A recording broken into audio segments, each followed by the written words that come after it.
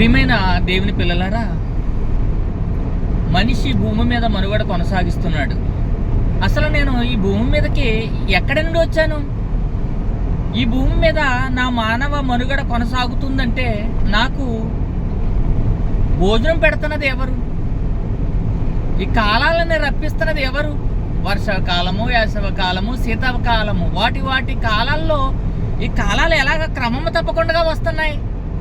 కడవరి వర్షము, తొలకరి వర్షము కురిపించేది ఎవరు? ఈ ప్రకృతిని అంతా చేసింది ఎవరు? ప్రియమైన దేవుని పిల్లలారా, మనిషి ఏనాడైనా ఆలోచించాడా? ఏం ఆలోచిస్తాడంటే, ఏమి తిందునా, ఏమి త్రాగుదునా, ఏమి ధరించుకుందునా అని కేవలం ఈ యొక్క మానవ జీవితం కొరకే, ఈ మట్టి దేహం కొరకే ఆలోచిస్తాడు తప్ప, ఈ మట్టి దేహము కాస్త మంటికి చేరిపోతే ఏంటి పరిస్థితి? ఇదేనా మన బ్రతుకు? ఈ 60, 70, 80 సంవత్సరాల కోసమే దేవుడు మనల్ని సృష్టించి భూమి మీదకి పంపించాడా? లేక ఈ బ్రతుకు తర్వాత మరొక బ్రతుకు ఏదైనా ఉందా? ఆ బ్రతుకులోనికి వెళ్ళడానికి మనము బ్రతికుండగానే ఏమైనా చేయవలసిన క్రియలు ఉన్నాయా అని ఏనాడైనా ఎప్పుడైనా మనిషి ఆలోచించాడంటే లేదండి, లేదు. ఉదయకాలం లేచిన దగ్గర నుంచి సాయంకాలం పడుకునే వరకు ఎలా సంపాదించాలి, ఎలా మోసం చేయాలి, ఎవరిని మర్డర్ చేయాలి, ఎవరిని మోసం చేయాలి, నా బ్రతుకుని నేను ఎలా కొనసాగించాలి, ఏమి తినాలి, ఏమి త్రాగాలి, ఏమి ధరించాలి, వీటి గురించే ఆలోచన తప్ప మరొక ఆలోచన లేదండి. ప్రియమైన దేవుని పిల్లలారా, నా బిడ్డలు, నా భార్య, నా ఇల్లు, నా తల్లిదండ్రులు, నా భూమి, నా ఆస్తి, అంతవరకే. నా అనే పరిమితిలోనే మనిషి ఉండిపోయాడు తప్ప సభ్య సమాజంలో మనము ఇలా బ్రతుకుతున్నామంటే ఈ బ్రతుకునిచ్చిన వాడు ఎవరు? సృష్టికర్త ఎవడు?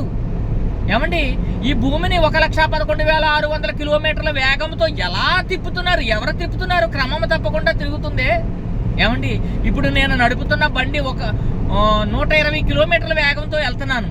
బ్రేక్ కొట్టాను అనుకోండి, సడన్ బ్రేక్ కొట్టాను అనుకో, మొత్తం బండిలో ఉన్న సామాన్ అంతా చల్లా చెదిరైపోతుంది. నేను కూడా ఎదరకు పడిపోతాను సడన్ బ్రేక్ కొడితే. మరి ఈ భూమిని తిప్పుతున్నాడు దేవుడు. ఎంత వేగంతో తిరుగుతుంది? 1,11,600 కిలోమీటర్ల వేగంతో భూమి తిరుగుతుంటే ఎక్కడైనా నీరు కదులుతుందా? పర్వతాలు మెదులుతున్నాయా? భూమి ఏమైనా తిరుగుతున్నట్లు మనకు తెలుస్తుందా? లేదండి, లేదు. ప్రియమైన దేవుని పిల్లలారా, దేవుడు చూడండి ఎంత శ్రద్ధ వహించాడు ప్రకృతి పట్ల. క్రమము తప్పకుండా వస్తున్న సూర్యుడు, ఏమండి, క్రమము తప్పకుండా వస్తున్న కాలాలు, వేసవకాలము, వర్షవకాలము, శీతాకాలం, కాలాల క్రమం తప్పకుండా వస్తున్నాయి. ఎలా వస్తున్నాయి? కడవరి వర్షం కురిపించేది ఎవరు? తొలకరి వర్షం కురిపించేది ఎవరు? వర్షం ఎలా వస్తుంది? మేఘాలు ఎలా ఏర్పడుతున్నాయి? ప్రియమైన దేవుని పిల్లలారా, అడవిలోని చెట్లకు నీరు పోస్తున్నది ఎవరు? అడవిలో చెట్లను పోషిస్తున్నది ఎవరు? అడవి జంతువులకు ఆహారం పెడుతున్నది ఎవరు? ప్రియమైన దేవుని పిల్లలారా, మనము బ్రతకడానికి ఈ ప్రకృతిలో ఆక్సిజన్ పెట్టింది ఎవరు? ఎలా వస్తుంది ఆక్సిజన్? చెట్ల నుండి. చెట్లను సృష్టించింది ఎవరు? ఏనాడైనా ఎప్పుడైనా ఆలోచించావా?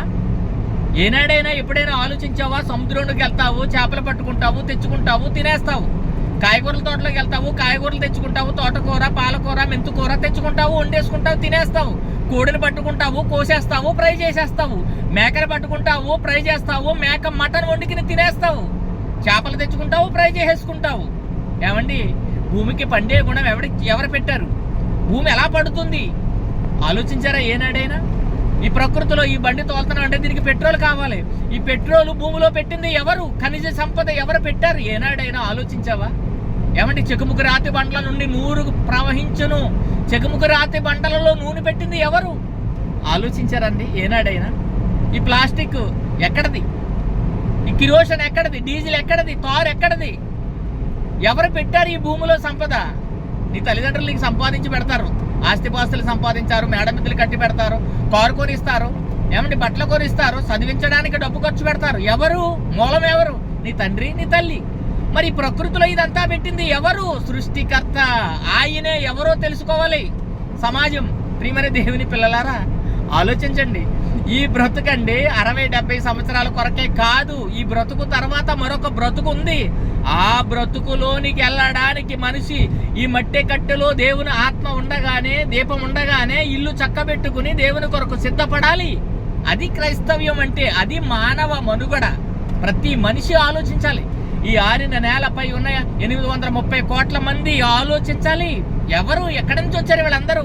యావత్ భూమి మీద కాపురం ఉండుటకు ఆయన ఒకని నుండి ప్రతి జాతి మనుషులను సృష్టించి, యావత్ భూమి మీద కాపురం ఉండటానికండి ఆయన ప్రతి జాతి మనుషులు సృష్టించాడు. ఆయనే సృష్టికర్త. సృష్టించిన వాడు సృష్టికర్త అవుతాడు తప్ప సృష్టించబడినది ఏది కూడా, సృష్టిలో సృష్టింపబడినది ఏది కూడా సృష్టికర్తకు సాటి కాదని గ్రహించాలి. దేవుడు మనిషిని చేయగలడు, మనిషి దేవుణ్ణి చెయ్యలేడు, చెయ్యకూడదు. ఆలోచించండి ప్రియమైన దేవుని పిల్లలారా, మనము చేసుకున్నది దేవుడు అవుతాదా? మనల్ని చేసిన వాడు దేవుడు అవుతాడా? ఆలోచించండి ప్రియమైన దేవుని పిల్లలారా. ప్రతి మనిషి కూడా బుర్ర పెట్టి ఆలోచించాలి.